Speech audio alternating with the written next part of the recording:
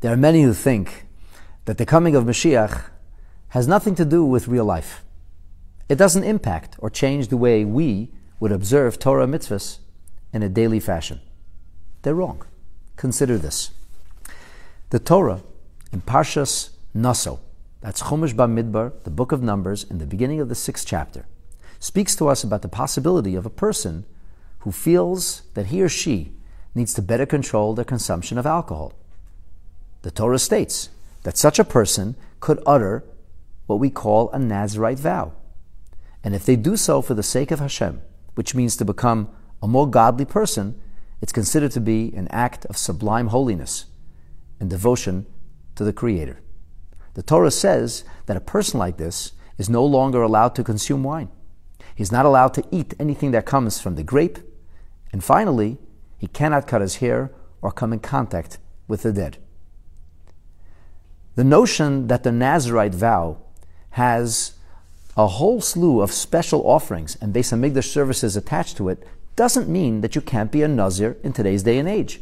In fact, the halacha is that if somebody becomes a Nazir today, he remains a Nazir Olam. He has to be a Nazirite for posterity, keeping all of these laws until the day Moshiach comes.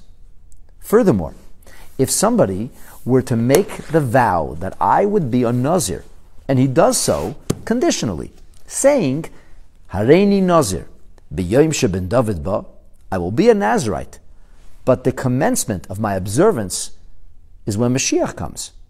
The halacha is very clear. Based on the Gemara in Masechet Eruvin, the halacha remains that that person becomes a Nazir immediately.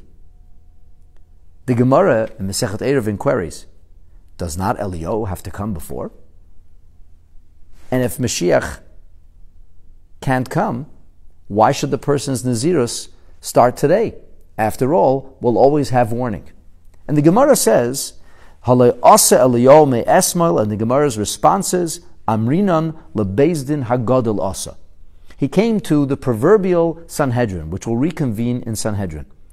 Really, if you think about it, what the Gemara seems to be telling us is that it's possible for Eliyahu Navi to come and to convey his message in some secretive fashion that we wouldn't know about. And in fact, any and every day is the perfect day for Mashiach to come. That's not a theory. That's a halacha that governs our real-time observance of Torah and mitzvahs in today's day and age. May he finally come today. Amen.